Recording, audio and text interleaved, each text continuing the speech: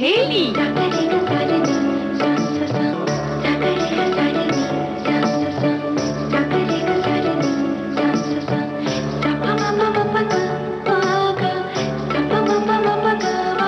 सखी सहेली।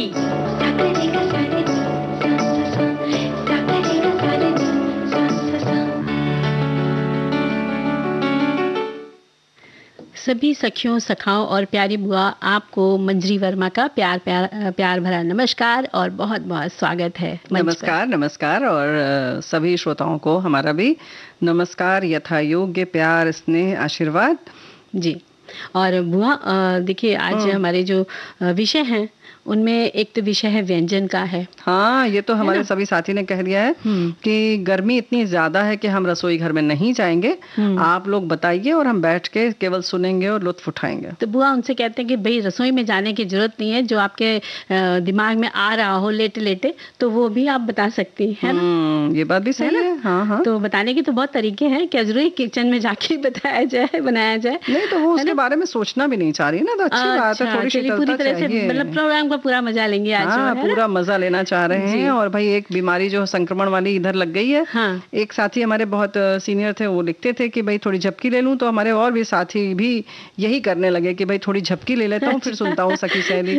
वैसे बुआ ये गर्मी का मौसम ये है ना कि खाना खाने के बाद सबको नींद आती ही आती है ना, झपकी ले लेते हैं।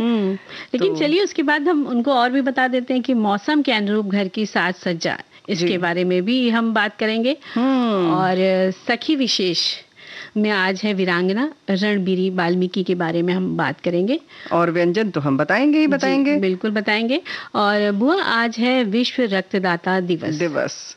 तो ये बड़ा खास दिवस है, दिन है और जागरूकता के लिए होता है, ये हम सब जानते हैं। बहुत सारी जानकारी हम लेकर हाजिर हैं, लेकिन हमारे साथियों ने शायद उससे भी ज्यादा जानकारी हमें दे दी है। बिल्कुल, वो भी हम साझा करेंगे, है ना जी। रक्तदान महादान कहा गया है। किसी की जिंदगी बचाई जा सकती है तो हमें रक्तदाता बनकर उनकी मदद के लिए आना चाहिए। कितनी अचानक दुर्घटनाएं घट जाती हैं बुआ, और ऐसे में रक्तदाता की एकजुटता की ही काम आती है। जब उनकी एकजुटता होती है तभी इस दुर्घटना के समय जो रक्त की कमी होती है वो भरपाई हो जाती है। और आज विश्व रक्तदाता दिवस है। लोगों में इसके प्रति जागरूकता बनी रहे, इसीलिए ये दिवस मनाया जाता है। वर्ल्ड ब्लड डोनर डे मनाते हैं, जो अपनी इच्छा से रक्तदान करते हैं। हम उन्हें धन्यवाद भी देते हैं, यानी कि उनके प्रति कृतज्ञता व्यक्त करने का भी ये दिन है जी। जो लोग दे रहे हैं और जो लोग नहीं अभी तक दे सके हैं उनको प्रेरित करने का भी दिन है। और ये जागरूकता बढ़ाना कि हाँ, रक्त देने से कोई हानि नहीं होती है। और इसीलिए उसकी शुरुआत जो है हमारे एक साथी ने साझा किया है कि किसी को नया जीवन मिल सकता है। इस दिन को मनाने की शुरुआत WHO ने साल 2005 में की थी। उसके बाद से हर साल 14 जून को मनाया जाने लगा। इसके पीछे भी एक कारण है। अमेरिकी वैज्ञानिक कॉर्ल लैंडस्टीर ने ब्लड ग्रुप सिस्टम की खोज की थी। उनके इस योगदान के लिए 1930 में उन्हें नोबेल पुरस्कार से सम्मानित किया गया था। रक्तदाता दिवस इन्हीं को समर्पित है, यानी इनके जन्मदिन के अवसर पर ही इसीलिए मनाया जाता है। बिल्कुल, है ना। और आगे भी लिखते हैं हमारे जो सखा लोग हैं, वो लोग लिखते हैं कि एक संदेश में कि मैंने तो अभी तक रक्तदान नहीं किया है। हाँ। लेकिन मेरे बेटे के मित्रों का एक ग्रुप है जो जिला चिकित्सालय में जरूरतमंदों को ये रक्तदान शिविरों में वर्ष में कम से कम 3 बार रक्तदान करता है। उसे और उसके ग्रुप के सभी मित्रों को रक्तदान के लिए कई बार प्रशंसा पत्र भी प्राप्त हो चुके हैं। क्या बात है, ये तो बहुत अच्छी बात है जी।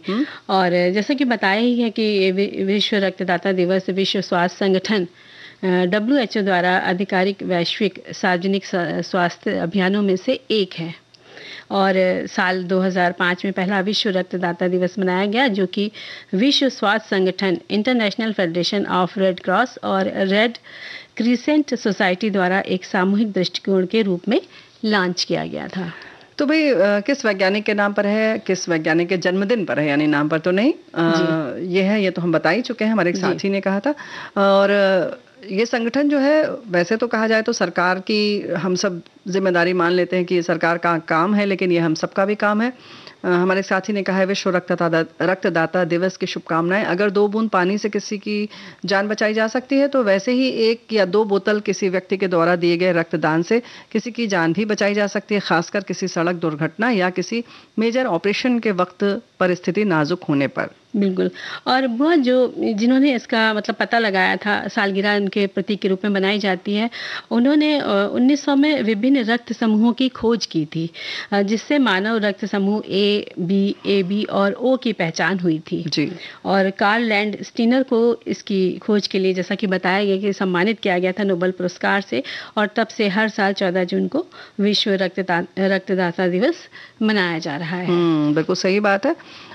इसीलिए हमारे साथियों ने बहुत तरीके से लिखा है कि मैंने अभी तक, ये तो खैर इन्होंने बताई, तुमने बताया, और भी बातें लिखी हैं कि सड़क दुर्घटना से ज़्यादातर मामलों में मनुष्य की मृत्यु अत्यधिक रक्तस्राव होने के कारण ही होती है। इसका अनुभव मैंने घायलों को अस्पताल पहुंचाने के दौरान किया है, जब मैं पुलिस इंस्पेक्टर बतौर किसी भी थाने में पदस्थापित हुआ करता था। इमरजेंसी वार्ड में जख्मी लोगों को देखते ही डॉक्टर कहते थे अत्यधिक रक्त बह जाने के कारण इनकी स्थिति नाजुक होती जा रही है, किसी तरह से खून की व्यवस्था कीजिए। अस्पताल में तत्काल खून की व्यवस्था न होने के कारण अन्य लोगों ने रक्तदान करके जान भी बचाई थी। ऐसे नाजुक समय में किसी को ही प्राण की रक्षा करने का मौका मिलता है। तो ये लिख रहे हैं कि ऐसा करने पर मुझे अपने माता पिता पर गर्व होता है, जिनके शिक्षा संस्कारों ने ऐसा करने के लिए उत्प्रेरित किया। बिल्कुल सही बात है। इस दिन का तो बड़ा महत्व होता है, जो रक्त देता है उसके लिए भी बड़ी गर्व की बात होती है। और वो हर साल की तरह इस साल की भी थीम है कि रक्त दो, प्लाज्मा दो, जीवन साझा करो और अक्सर साझा करो। ये इसकी थीम है इस वर्ष की। यानी कि करते रहना चाहिए, सिर्फ ऐसा नहीं कि हमने सिर्फ 1 बार कर दिया, 2 बार कर दिया तो हम इस तरह से मान लें कि हमारी जिम्मेदारी पूरी हो गई। बिल्कुल। और इस दिन संगठन, सरकार या अन्य संस्थाएं लोगों को ये बताते हैं कि रक्तदान सुरक्षित है और इसकी आवश्यकता भी लोगों को होती है। स्कूलों में, कार्यस्थल में रक्त अभियान चलाए जाते हैं और जैसे जैसे लोगों में जागरूकता बढ़ी तो लोग भी इस अभियान से जुड़ते चले गए हैं। फिर भी जगह जगह पर पोस्टर, बैनर और तरह तरह की चीज़ें लगा करके ये बताया जाता है कि कितना महत्वपूर्ण है ये करना।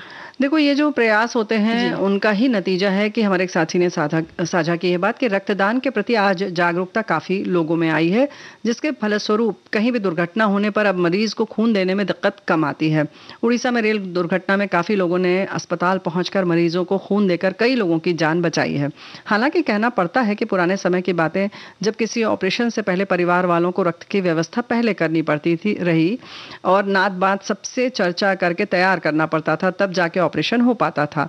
बहुत लोग मना भी कर देते थे। हाँ, अब बदलाव आया है, लोग तैयार मिलते हैं। ये एक पुण्य का काम है जो हम सबको करना चाहिए। आपको भी कार्यक्रम में इसी और लोगों का ध्यान खींचना चाहिए। तो बिल्कुल हमारा प्रयास तो यही है कि इस तरीके के विषयों को बताने का, करने का, कि हम अधिक से अधिक लोग प्रेरित हों।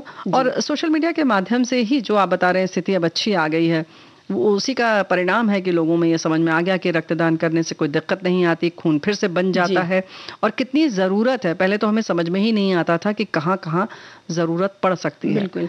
और वो ये भी है कि जो हमारे खास दिन होते हैं, जैसे जन्मदिन हुआ या विवाह की वर्षगांठ है या आपने किस दिन जॉब करी, वो जो खास तारीखें होती हैं उसको भी और भी यादगार बनाने के लिए भी उन दिनों भी अगर हम रक्तदान करते हैं तो और भी सहयोग रहेगा। बिल्कुल, बहुत अच्छा होगा और आपका दिन भी यादगार बनेगा। कहीं कुछ आप देकर उसको दुगना उसका आनंद ले सकते हैं।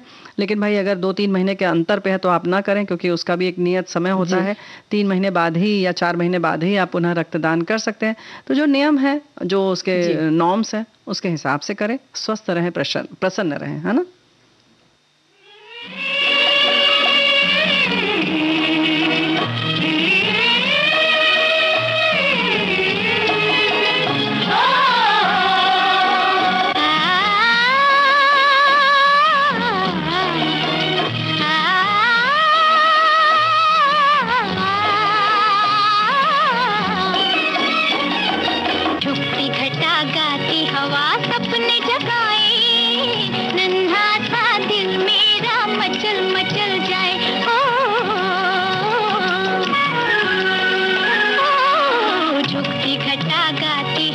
सपने जगाए, नन्हा सा दिल मेरा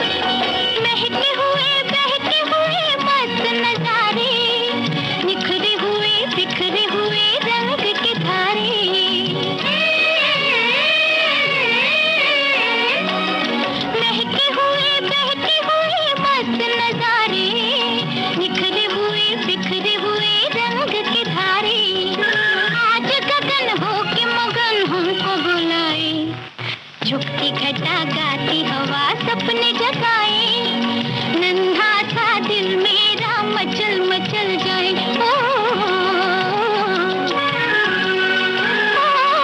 झुकती घटा गाती हवा सपने जगाए, नन्हा सा दिल मेरा मचल मचल जाए।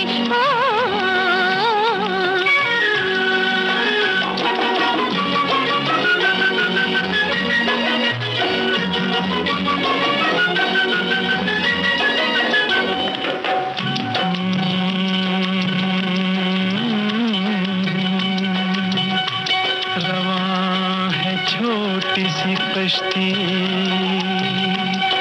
हवाओं के रुख पर, नदी के साज पे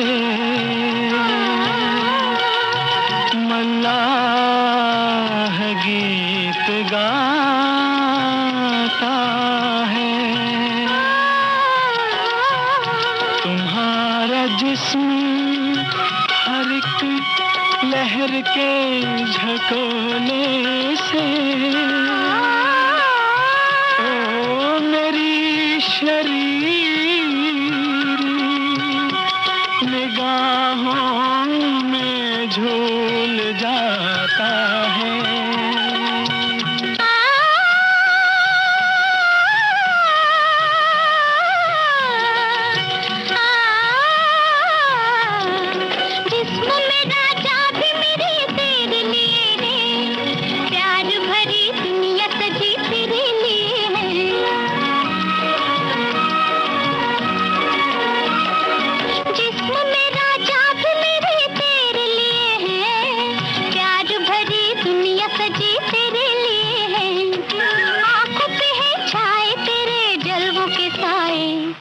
झुकती घटा गाती हवा सपने जगाए, नन्हा सा दिल मेरा मचल मचल जाए।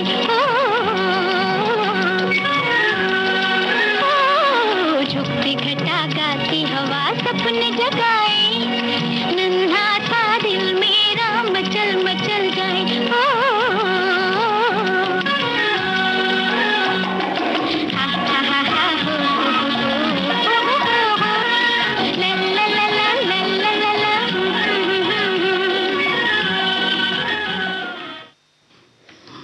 तो बुआ फिर से देखिए हम लोग आ गए हैं अपनी अगली सखी को लेकर के, जी जो हाँ, हमारी वीरांगना लेकिन उससे पहले मंजरी बेटा एक बड़ी प्यारी सी बात हमारे एक साथी ने लिखा है। वैसे तो रक्तदान के बारे में सभी ने लिखा है, लेकिन ये जो खास बात इन्होंने लिखी है, रक्त को कृत्रिम रूप से बनाया नहीं जा सकता और रक्त जिंदगी का मूल आधार है और इसकी आपूर्ति दूसरे जीवित व्यक्ति के द्वारा ही हो सकती है, इसलिए भी जागरूक होना चाहिए। बिल्कुल, तो बहुत वाकई हाँ, महत्वपूर्ण बिंदु आपने बताया। और इन्होंने लिखा कि अब तक 25 बार अपना रक्तदान किया है। क्या बात है। ऐसे ही हमारे एक साथी ने लिखा कि भाई मैं बताऊंगा नहीं कि मैं क्या करूंगा, मौका मिलते ही मैं रक्तदान करूंगा और करता हूँ। तो इसी तरीके का संकल्प होना चाहिए और आप सबसे हम यही उम्मीद करते हैं। और कहीं ना कहीं ये जज्बा सब में है, तभी हम आज बात कर रहे हैं ना वीरांगना रणबीरी वाल्मीकि की। बिल्कुल। और जो हमारी वीरांगना है वो 1857 की क्रांति में एक ऐसी वीरांगना हुई जिन्होंने इस महासंग्राम में बढ़ चढ़कर हिस्सा लिया। वे क्रांतिकारी महिलाओं में से एक थी वीरांगना रणबीरी वाल्मीकि। और जब भारतवासियों ने सबसे पहले ब्रिटिश हुकूमत के खिलाफ दास्ता से मुक्ति प्राप्त करने के लिए आवाज़ उठाई, वो समय था 1857 साल का, जिसे प्रथम भारतीय स्वतंत्रता संग्राम के नाम से जाना जाता है। हाँ, हमारे श्रोता जानते हैं, हम सब जानते हैं। और इस गदर की शुरुआत 10 मई को हुई थी, मेरठ के क्रांतिकारी से हुई थी और अंग्रेज़ों की सत्ता से परेशान भारतवासियों ने उसे नष्ट करने का आप सब जानते ही कदम बढ़ाया। साथ में जनता ने भी भाग लिया और बढ़ चढ़ के हिस्सा लिया। और उसी में रणबीरी वाल्मीकि थी जो जनपद मुजफ्फरनगर के शामली तहसील की रहने वाली थी। और कहते हैं कि महाभारत काल में शामली कुरुक्षेत्र का हिस्सा था। 13 मई सन 1857 को पूरा मुजफ्फरनगर क्रांति के रंग में रंगा हुआ था। आसपास के क्षेत्रों में विद्रोह की ज्वाला उठ रही थी। शामली विद्रोह का केंद्र बिंदु था। इस विद्रोह की अगुवाई चौधरी मोहर सिंह और कैराना में सैयद पठान कर रहे थे। चौधरी मोहर सिंह के पास जो एक फौजी टुकड़ी थी, उसमें महिलाएं भी अपना योगदान दे रही थीं। अपने परिवार को छोड़कर वे सभी स्वतंत्रता आंदोलन में शामिल थीं। इसी में थीं रणबीरी वाल्मीकि, जो मोहर सिंह की अगुवाई में लड़ी जा रही जंग में शामिल थीं।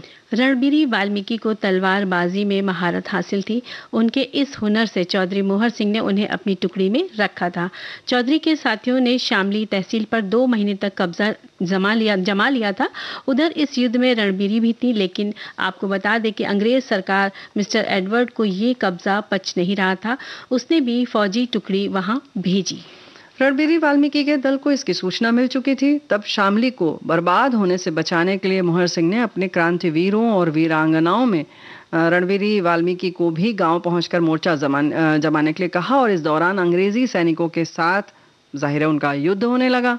और इस संघर्ष में रणबीरी वाल्मीकि ने अपने रण कौशल का परिचय देते हुए दुश्मनों के दांत खट्टे कर दिए और कई का सर भी धड़ से अलग कर दिया।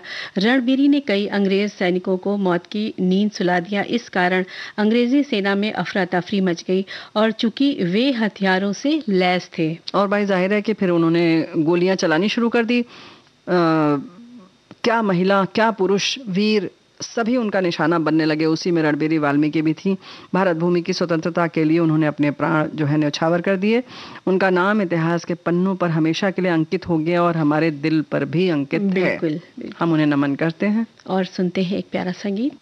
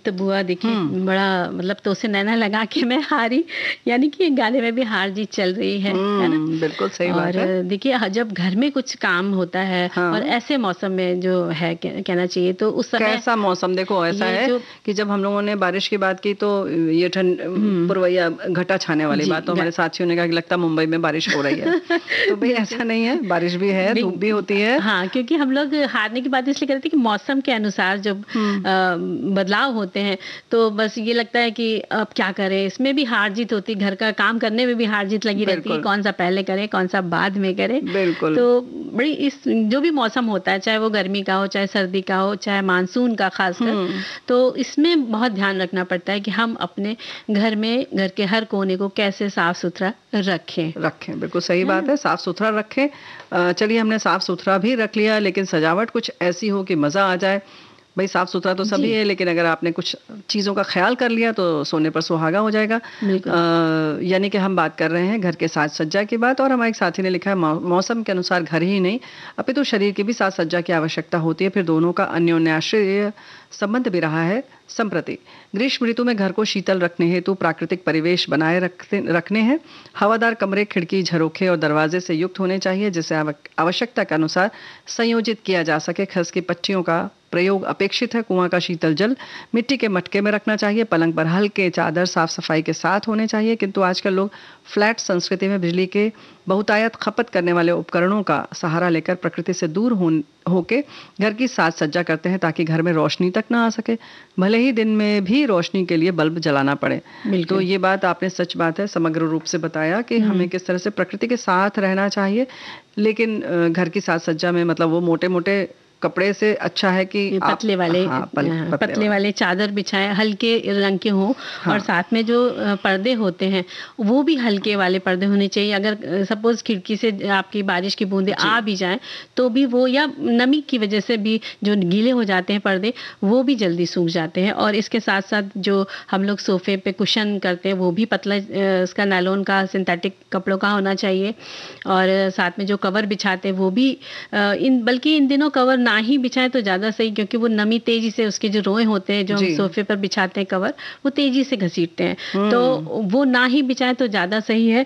और अगर सपोज आपके उसमें नमी आपको दिखाई दे रही है तो जैसे ही आप धूप निकले या पंखे में आप सो रहे हैं खुद, तो उस जगह उसको टांग दे, जिससे कि वो हवा से कुछ 1-2 दिन में तो लगभग सूख ही जाता है। नहीं तो बुआ एक तरीका और भी है कि आप उनको ड्रायर में लगा दें। जिनके पास मशीन है, वॉशिंग मशीन कपड़े धोने वाली, तो आप उसके ड्रायर में डाल दें तो भी उस तरह से आपका सूख जाएगा जल्दी से जल्दी। बिल्कुल सही बात है। और वैसे तो मतलब पूरे बारिश के मूड में आ गई हो, बिल्कुल मानसून की बात कर रही हो, ऐसा नहीं, अभी ऐसा नहीं हुआ है।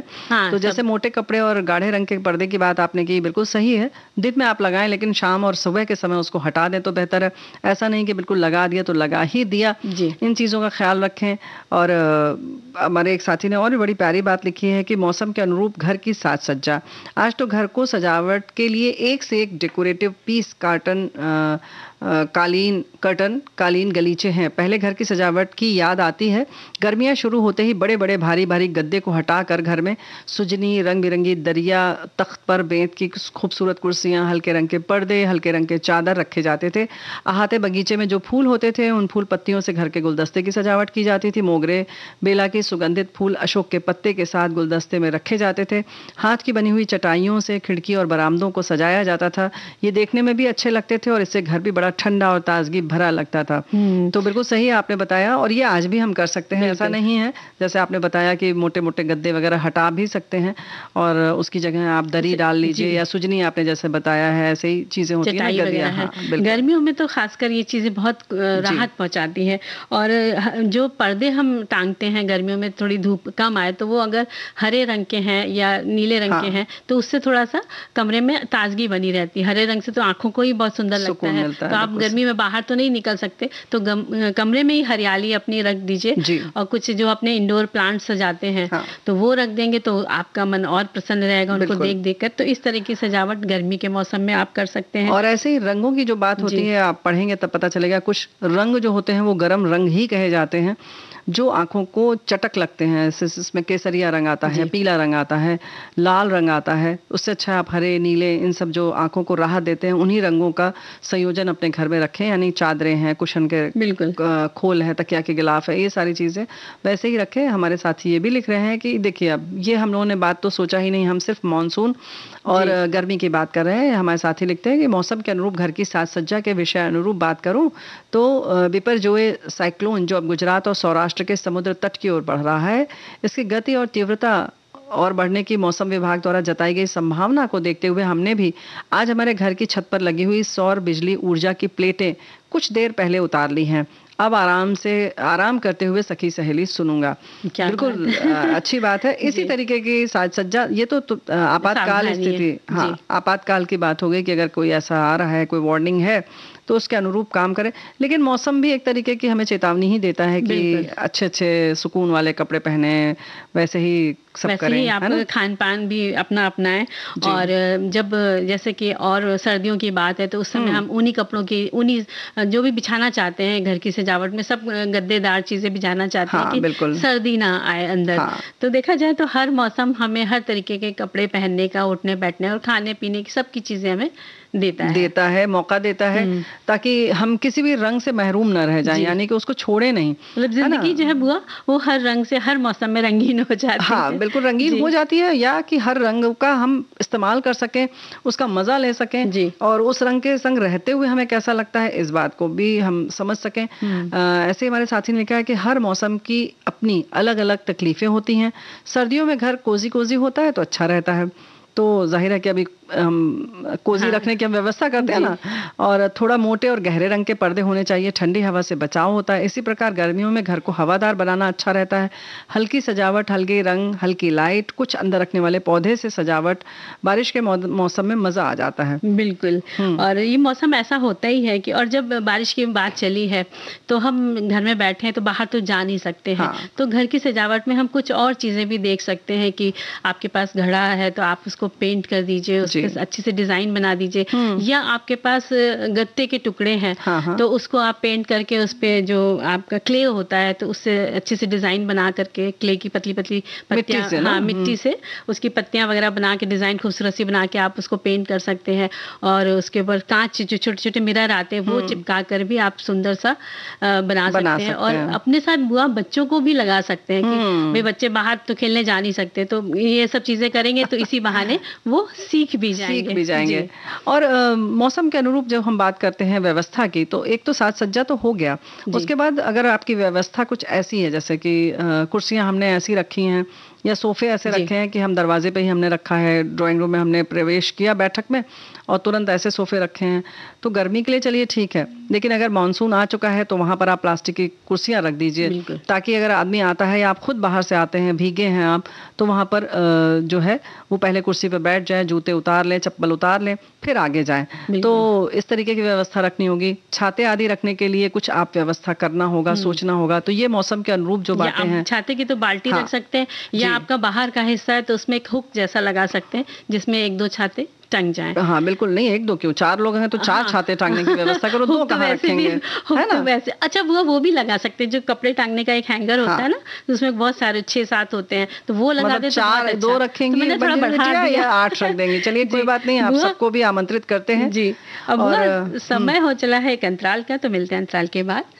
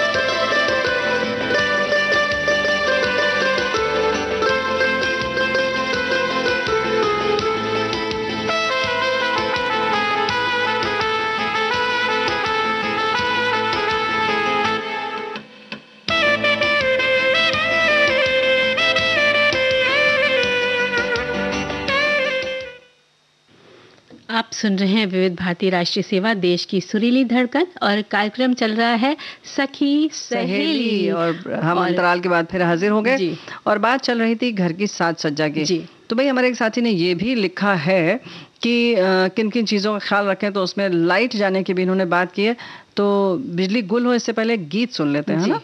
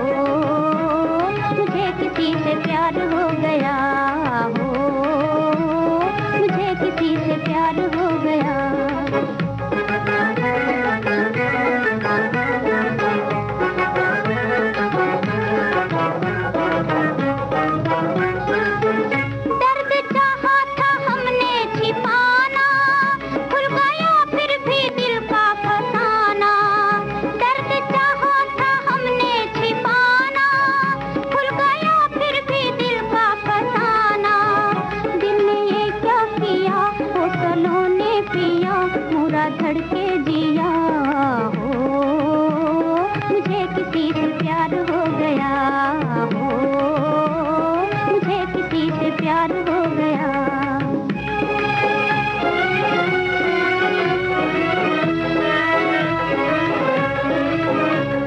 जो छिपाना मैं चाहा खूने कह दिया, खूने कह दिया, और जो मैं कहना चाहा दिल में ही रह गया हो, मुझे किसी से प्यार हो गया हो, मुझे किसी से प्यार हो गया।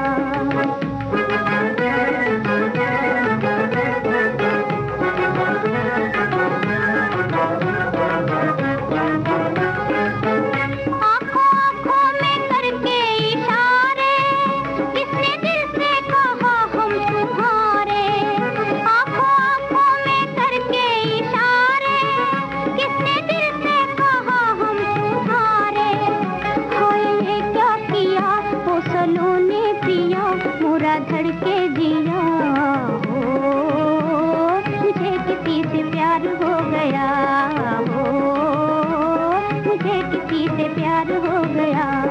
प्यार हो गया, दिल बेकरार हो गया, बेकरार हो गया हो, मुझे किसी से प्यार हो गया हो, मुझे किसी से प्यार हो गया। तो मंजरी बेटिया, अब ये बताओ जी कि कितने संख्या में खूंटियां लगेंगी? एक लगेगी, उसमें 6 हो रहते हो। ये 6 खूंटी की हो गई ना, तुमने तो बोला था कि आप बताओ, तो बता रही हूँ 1, अभी तो बोल रही थी 2 हुक लगेगा। नहीं, वो तो मैंने 2 की उस समय बात करी थी, 2 हुक तो अब बदल गया, अब मैंने 4 बढ़ गए, संख्या बढ़ गई। आपने बोला ना कि मतलब ज्यादा 4 छतरी, तो मैंने सोचा इससे अच्छा हम पूरे ही बता देते। अच्छा, वो वाली लगा दे। तो इसका मतलब व्यवस्था में दोष है तुम्हारे। हम तुमने पहले आगे तक नहीं सोचा, संगीन विचारधारा है तुम्हारी। अच्छा, गलत बात। चलिए बुआ, जो आप कह लीजिए, लेकिन मेरे दिमाग में तुरंत वो वाली खूंटी याद आ गई एक्चुअल में बुआ, तो मैंने उसको बोल दिया जिसमें लोग कपड़े टांगते। अभी हम कुछ और बोलेंगे तो तुम बोलोगे कि पूरी हम वो रस्सी यहाँ से वहां तक बांध देते हैं, उसमें 100 छाते आ जाए। नहीं, वो तो नहीं, उतना तो नहीं, वो तो बहुत ज्यादा हो गया, क्योंकि घर छोटे छोटे होते हैं, तो उसमें 100 लोग एक साथ दरवाजे पर लगवाया ना। बारिश में आने में बहुत दिक्कत होगी 100 लोग का। अब तो भाई चलना पड़ेगा मंजरी बिटिया। खैर, इस तरीके की व्यवस्थाएं चाहिए। अगर पुराने तरीके के जो बड़े वाले छाते हैं वो भी इस खूंटी पर आते हैं, लेकिन आप एक कुर्सी भी एक जो होता है ना डस्टबिन जैसी, या बाल्टी रखते हैं लोग, उसमें भी लोग रख देते हैं, उसमें पानी निथर जाता है। तो इस तरीके की साज सज्जा में थोड़ी सी हमें तब्दीली करनी पड़ती है। बिल्कुल, है ना। और बुआ, इसके साथ साथ जो घर में फर्नीचर होते हैं, वो लकड़ी के होते हैं या केन के होते हैं या शीशम के, जिसके पास जो भी है मतलब, तो उसमें भी फंगस या इस टाइप की चीजें लगनी शुरू हो जाती है। तो बारिश के पहले या जो भी आपका मौसम, उसके पहले एक बार साल में कम से कम एक बार तो उसकी वार्निश वगैरह लगा के उसका भाई देखो, वार्निश तो बारिश के बाद करवाना चाहिए, उसके पहले न करवाएं। जैसे पुताई सब करवाया जाता है उस समय करवाएं, लेकिन उसके पहले आप ये ख्याल रख सकते हैं कि जैसे समुद्री इलाके जहाँ पर हैं, समंदर के किनारे जो शहर हैं, वहाँ पर फंगस आदि जल्दी लगती है, तो या तो उसको बराबर रोज पोछें और ख्याल रखें इस बात का कि उसमें न लगे, नमी ना आने पाए। और फिर तो वही कहेंगे कि खिड़की दरवाजे बंद रखें, लेकिन कोशिश भी करें कि उन पे कवर आदि चढ़ी रहे तो ठीक रहे, और कवर चढ़ा है तो उसे खोलकर भी साफ करते रहें। ये ना सोचे कि उसके अंदर सब ठीक ठाक है, क्योंकि इन सब जगहों पे ये सब चीजें जम जाती हैं। और इसी तरह जो हमारे जो बाथरूम होता है, उसका जो हिस्सा होता है, उसमें नमी रहती है ज्यादातर, तो वो आप वाइपर से उसको एक बार चला दें, तो उससे क्या होगा, जब भी कोई नहा के आए, ऐसा नियम बना दे कि जो भी नहाने गया उसके बाद वो वाइपर करेगा, तो उससे क्या होगा, बाथरूम की जो फर्श है वो सूखी मिलेगी। और कुछ ऐसी गोलियां भी आती जिनको हम डाल दे इधर, नेफ्थलीन की गोलियां जो आती हैं, उसको कोने में डाल दे या किसी चीज में रख दे, तो उससे भी कहते हैं कि कीटाणु वगैरह नहीं कहते नहीं है, होता ही है, वो होती ही इसीलिए है। तो इस बात का मौसम के हिसाब से ख्याल रखना चाहिए। मानसून है तो गर्मी है, तो गर्मी में आप बहुत तेज कपूर आदि की खुशबू फैलाएंगे तो नहीं अच्छा लगेगा, तो मिंट अच्छा लगता है, यानी कि पुदीने आदि की खुशबू अच्छी लगती है। तो इस तरीके की चीज़ों का ख्याल रखना पड़ता है। इसी तरह से जैसे कि घर को महकाना है तो कांच के बाउल में पानी और उसमें मोगरे या बेले के फूल भी रख सकते हैं। बिल्कुल, वो रख सकते हैं, महकाना ही है। और इसमें भी जैसे कि लेमन ग्रास आती है, उसका भी बनता है फ्रेशनर, वो बना लें, उसका उबाल के पानी रखें, उसको थोड़ा थोड़ा इधर उधर छिड़क देंगे तो अच्छा होगा। तो इन छोटी छोटी चीज़ों का ख्याल रखेंगे। लेकिन हमारे साथी ने जो कहा था कि बिजली जाती है, तो उसकी भी व्यवस्था रखनी चाहिए। लालटेन आदि रखना चाहे तो रख सकते हैं, या आपको मोमबत्ती रखना है तो भी उस जार के अंदर रखें ताकि वो हवा तेज आए तो वो बुझे नहीं। बिल्कुल, है ना। और ये सब चीजें एक ही जगह पर रखें, क्योंकि अचानक लाइट जाती है तो 10 जगह ढूंढने से अच्छा है कि एक ही जगह रखी जाए। नहीं, तो एक रखा हो एक जगह, कम से कम वो मिल जाए। हाँ, मतलब एक ही जगह रखे, एक जल जाए फिर उससे तो बाकी ढूंढ लेंगे, लेकिन जब एक भी नहीं मिलेगा तब क्या होगा। यानी कि उसके पास जो है वो माचिस भी होना चाहिए, और इस बात का ख्याल रखें। लालटेन तो सबसे अच्छा रहता है, लेकिन लैंप जो आते हैं जिसमें कि वो चिमनी होती है वो रखें। नहीं तो मोमबत्ती भी अगर आप किसी स्टैंड पर रख रहे हैं तो चिमनी आप अलग से उस पर रख सकते हैं। तो ऐसी व्यवस्था रखना चाहिए। इसी तरीके से हाथ के पंखे आदि हैं, तो अगर हम ये सोचते हैं कि बस गर्मी तक ही इनकी ज़रूरत है तो ऐसा नहीं है। मानसून जब आता है यानी जब बारिश होती है तो उस समय भी उमस बहुत होती है, बहुत होती है, जरूरत होती है पंखों की। तो जिन शहरों में बिजली आदि की व्यवस्था ऐसी है कि जा सकती है, संभावना है, तो इन सब चीजों की भी व्यवस्था रखें। जैसे हाथ से चलने वाले पंखे जो होते हैं पहले तो घरों में बहुत होते थे। नहीं, अभी भी हैं बहुत सारी जगहों पर जहाँ लाइट नहीं आती है, वहां पर है जी। लेकिन ज्यादातर अब जैसे अभी की बात करें तो उन घरों में से ये पंखे गायब हो चुके हैं। तो लगता है फिर लाइट जाती है तो क्या करते हैं? जैसे अब बड़े शहरों की बात करें तो कम जाती है, लेकिन जहाँ पर जाती है तो कई जगह हमने देखा है बुआ कि वहाँ पर वो पंखे नहीं हैं। अच्छा, तो मुझे लगता है वो पंखे उनको लेके रख लेने चाहिए। तो नहीं तो उनको नहीं जरूरत होगी, उन्होंने अपना सा शरीर बना लिया होगा ना। दफ्ती का जो होता है ना गत्ता, उसको लेकर के हाँक रहे हैं थोड़ी देर के लिए, तो इस तरह की चीजें भाई इस तरीके से रखना पड़ेगा। और फिर जैसे व्यवस्था की जब हम बात करते हैं तो जैसे कि दरवाजे अगर आमने सामने खुल रहे हैं तो अपनी तख्त या सोफा आदि वैसे रख लें कि अगर लाइट चली भी जाए तो हवा लग सके आपको। तो थोड़ी बहुत तब्दीली, जो कहने का मतलब है मंजरी बिटिया, कि जो सेट हम रखते हैं कि ये हमारा ये 2-3 सीटिंग वाला जो सोफा इस तरफ रहेगा, हाँ, एक वाला जो है इधर रहेगा, टेबल इधर रहेगा, उसमें भी थोड़ा थोड़ा बदलाव आप मौसम के अनुरूप करते रहिए। बिल्कुल, है ना। और अपने घर की जफ्रिज वगैरह है, हाँ, उसमें भी मौसम के अनुरूप की चीजें रखें जो आपको तरावट दे। जैसे कि भाई आपको शिकंजी के लिए नींबू अपने पास रखिए, चीनी चाहे तो आप चाशनी बनाकर भी रख सकते हैं। तो इस तरह की चीजें, चाशनी बनी रहेगी तो आप जल्दी से उसको बस नींबू निचोड़ा और आपने बना लिया। नहीं तो दाएं बाएं देखेंगे और फिर कहेंगे कि मेहमान जो है वो चाय पी ले, वो ज्यादा बेहतर है, और नींबू पानी ना मांगे। जी, और चीनी घोलने में भी मान लो चीनी भी चली आ रही है मुंह में, तो ये सारी चीजें रहती हैं। बिल्कुल सही बात है। और ठंडाई आदि जो भी शीतल पेय पदार्थ हैं उनका प्रयोग करने की कोशिश करें, फल अधिक से अधिक खाएं, रसोई घर में जाना ही ना पड़े।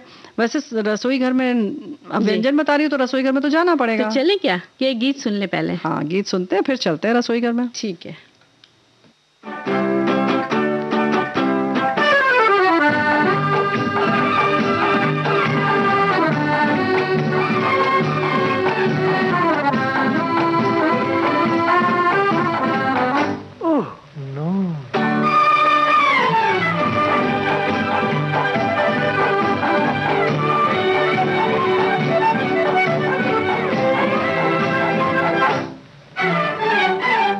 तेरी सूरत से नहीं मिलती किसी की सूरत, तेरी सूरत से नहीं मिलती किसी की सूरत। हम जहां में तेरी तस्वीर लिए फिरते हैं, तेरी सूरत से नहीं मिलती किसी की सूरत।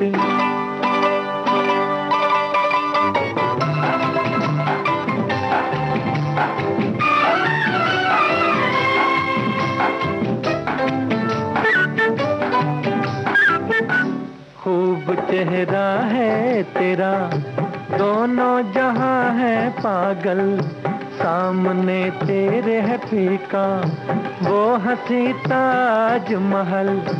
तेरी जुल्फों ने सनम दिल मेरा बांध लिया, तूने ऐ जाने सितम प्यार का जाम दिया। जुल्फ की हम जवां जंजीर लिए फिरते हैं, तेरी सूरत से नहीं मिलती किसी की सूरत। हम जहां में तेरी तस्वीर लिए फिरते हैं, तेरी सूरत से नहीं मिलती किसी की सूरत।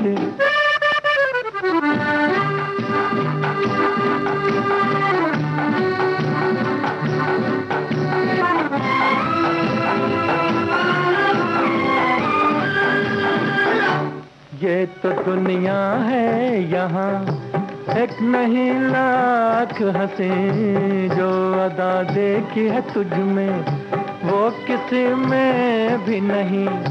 सामना तेरा जब होगा तो कयामत भी होगी, आंख जब तुझसे मिलेगी तो मोहब्बत भी होगी।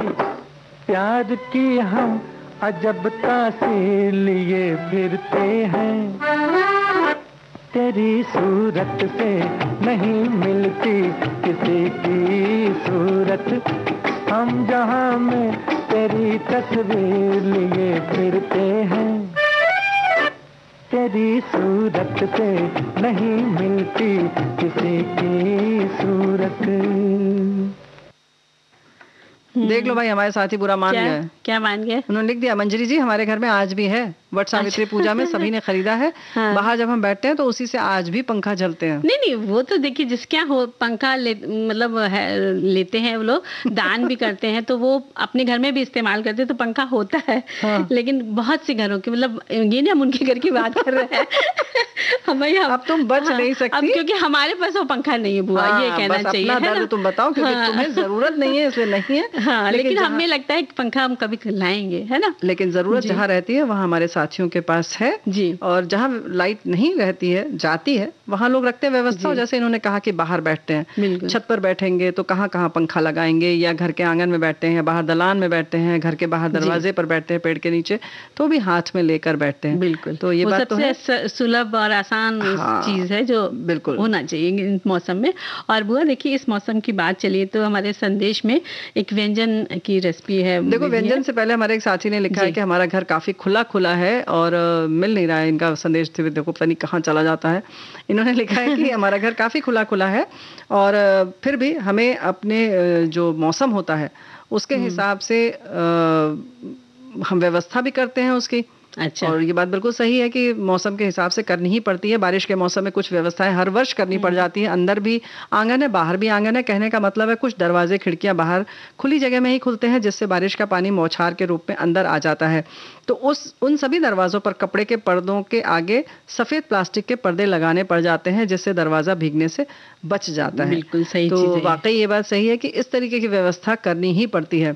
और हमारे साथी ने यह भी लिखा है कि मेरे घर में मेरी माँ के हाथ का बना हुआ पंखा रखा है। क्या बात है। तो भाई बड़े सौभाग्यशाली हैं आप कि आपके पास माँ के हाथ का बना हुआ पंखा है।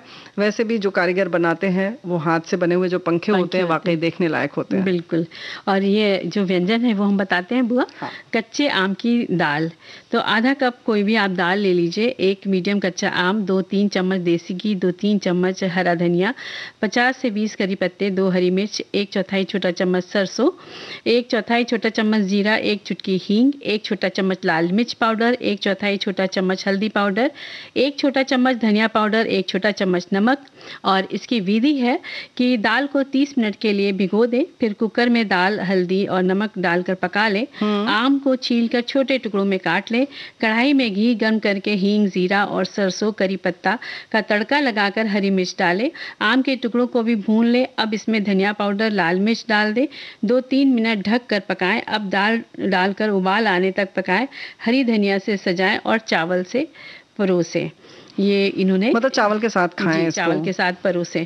और वैसे एक बात है कि सादी जैसे हम लोग दाल बनाते हैं अरहर की या किसी भी चीज़ की, मसूर की, चने की, या आप खड़ी मूंग की भी बना सकते हैं, जिसकी भी आप बनाते हैं, तो उसमें भी इस तरीके की जब हम उबाल रहे हैं नमक हल्दी डालकर, उस समय भी आप डालकर उसका मज़ा ले सकते हैं। वैसे ही उबाल लीजिए जैसे सामान्य तौर पर बनाते हैं। या आपने गुठली अचार डाला है, उसकी गुठली बची हुई है, उसमें हल्का भी लगा हुआ है अगर गूदा कच्चे आम का, तो वो भी आप दाल में डाल दीजिए। उसको बाद में चूसने में भी बड़ा मजा आता है और दाल में स्वाद बहुत अच्छा आ जाता है उसका, है ना? बहुत बहुत अच्छे लगता है जी। और बुआ इसी तरह आम की आइसक्रीम बता देते हैं। क्या बात है। तो इसकी सामग्री है कि आम पके करीब 1 किलो लेंगे और ताज़ी क्रीम 250 ग्राम, पिसी शक्कर 100 ग्राम, वनीला एसेंस 1 चम्मच। और इसकी विधि है कि आम को धोकर छील लें, उसका गूदा निकाल लें और मिक्सी के पॉट में डालकर इसका पेस्ट बना लें। फिर उसे एक बाउल में निकाल लें, उसमें पिसी शक्कर, वनीला डालकर मिला लें।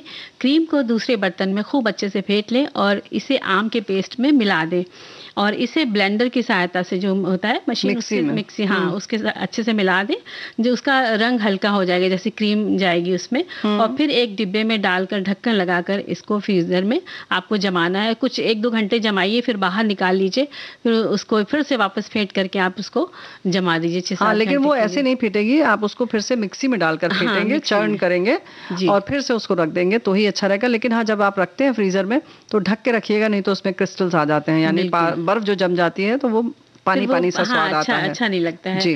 तो इस तरह से आम की आइसक्रीम बनाकर, क्या बात है, बहुत स्वादिष्ट लगेगी। ड्राई फ्रूट कुल्फी भी इसी तरीके से बनेगी, थोड़ा सा अलग है। दूध है आधा लीटर लेंगे, शक्कर 100 ग्राम, छोटी इलायची 2 और बादाम 4 बारीक कटे हुए, काजू 4 चाहिए।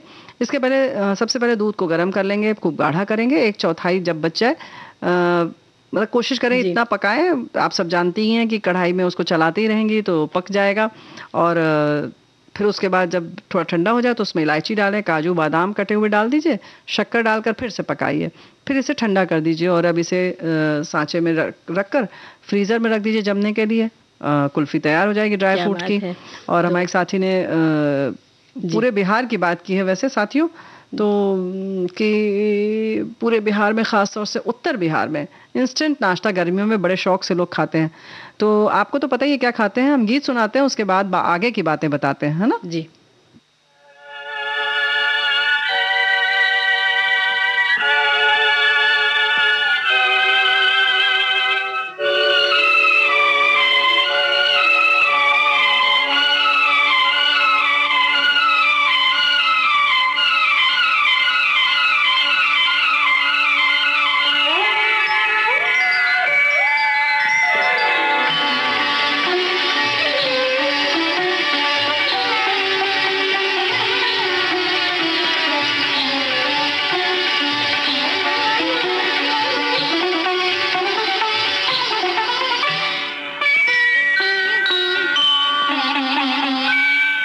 फिर आने लगा याद वही प्यार का आलम, इनकार का आलम, कभी इकरार का आलम।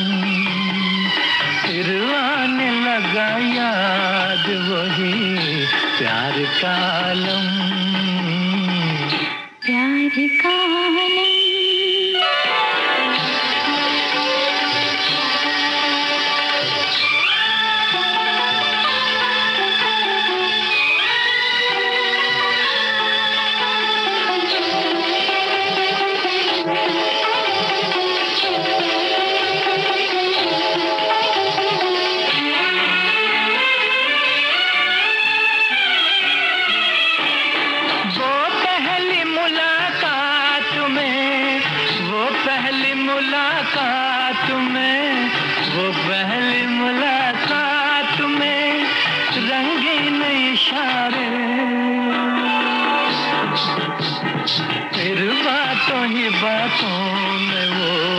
तकरार का आलम, फिर आने लगा याद वही प्यार का आलम, प्यार का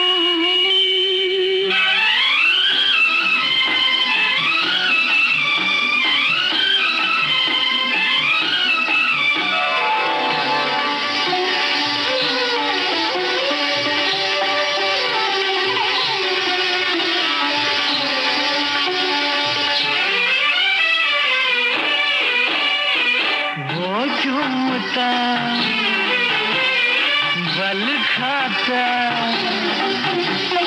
वो झूमता बल खाता, वो झूमता बल खाता हुआ सर्व खरामा। मैं कैसे भुला दूं तेरी रफ्तार का आलम, फिर आने लगा याद वही प्यार का आलम, प्यार का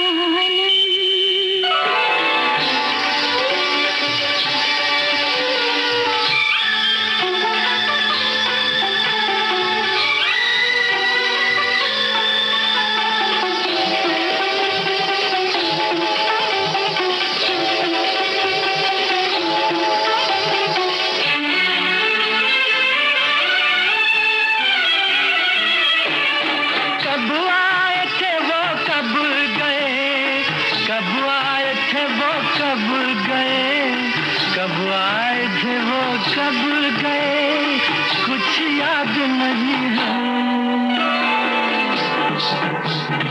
आंखों में बसा है वही दीदार गालम, फिर आने लगा याद वही प्यार का आलम, इनकार का आलम कभी इकरार का आलम, प्यार का आलम, प्यार का आलम, प्यार का आलम, प्यार का। तो भाई हम बात कर रहे थे पूरे बिहार की। हमारे साथी ने लिखा है पूरे बिहार में, खासकर उत्तर बिहार में इंस्टेंट नाश्ता गर्मी में बड़े शौक से लोग खाते हैं। पहला तो सत्तू, जिसे घोलकर चीनी या नमक के साथ खाते हैं।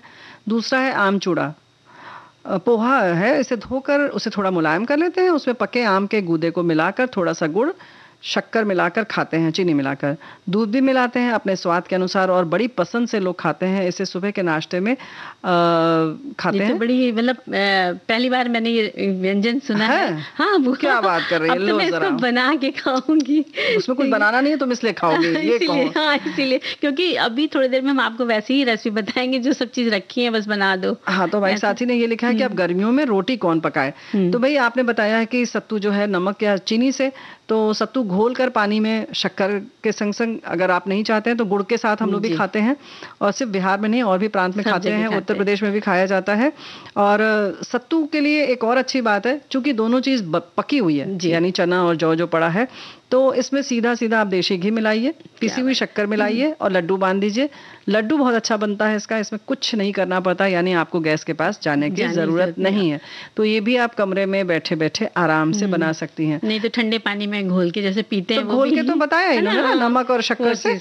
लेकिन हाँ, इसका जो है लड्डू बना सकते हैं। इसके संग से जैसे आम की बात आपने कही, ये तो आपने बताया कि चूड़े के साथ, ऐसे ही लोग चावल में डाल के भी खाते हैं हम। लेकिन हाँ भाई, चावल को पकाना पड़ता है। आम के साथ जो है बहुत छोटी छोटी फांके काट कर एक और अच्छी सी डिश है, नाम तो घर में खाया जाता है, ऐसे नाम नहीं पता। बहुत छोटा छोटा, बल्कि हम क्या कहें, 1 सेंटीमीटर भी नहीं, 1 सेंटीमीटर में 3 टुकड़े जो हों, आधा सेंटीमीटर के चौकोर चौकोर आप काट लीजिए। पके हुए आम को पहले छील लीजिए अच्छी तरीके से, फिर बहुत छोटे छोटे टुकड़े आप काट के रख दीजिए। उसके बाद उसके ऊपर मलाई डाल दीजिए, उसके बाद शक्कर डाल दीजिए पिसी हुई, और उसके बाद फ्रिज में रख दीजिए थोड़ी देर। उसके बाद ठंडा ठंडा खाइए। आपके यहाँ मेहमान आए तो भी आप इसे सर्व कर सकते हैं। ये बहुत अच्छी डिश है, बहुत प्यारी सी डिश है। तो बस एक और बता देते हैं कि भाई इस समय आम का रस आपके सबके घरों में रहता ही है। आम का रस ले लीजिए, और आपके पास स्पंज बॉल पड़े हो, सफेद वाले रसगुल्ले, तो उसको निचोड़ लीजिए और एक कटोरी में आप थोड़ा सा आम का रस डालिए, ऊपर से रसगुल्ला, फिर थोड़ा सा आम का रस और ड्राई फ्रूट डाल दीजिए आप उसमें काट के, आपकी बढ़िया रेसिपी तैयार। तो एक गीत सुन लेते हैं बुआ। बिल्कुल।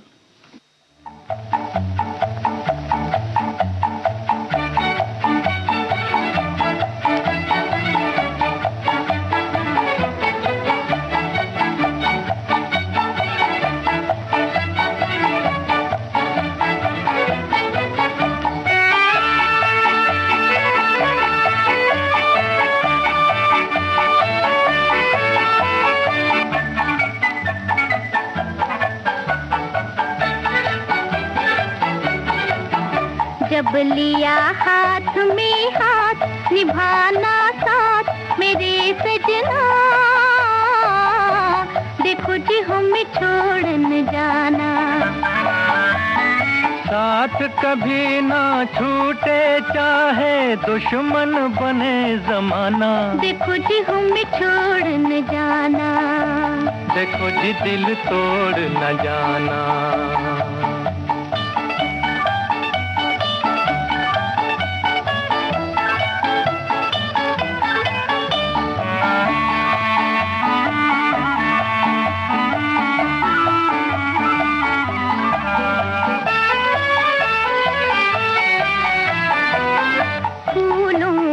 बारात सजी है और कलियों की डोली, जीवन भर के लिए पिया मैं आज तुम्हारी होली, आज तुम्हारी होली। घूंघट की रखोगे लाज, वचन दो आज मेरे सजना, देखो जी मुख मोड़ न जाना।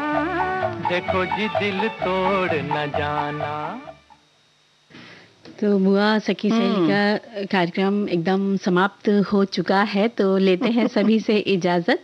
मंजरी वर्मा और प्यारी बुआ का नमस्कार।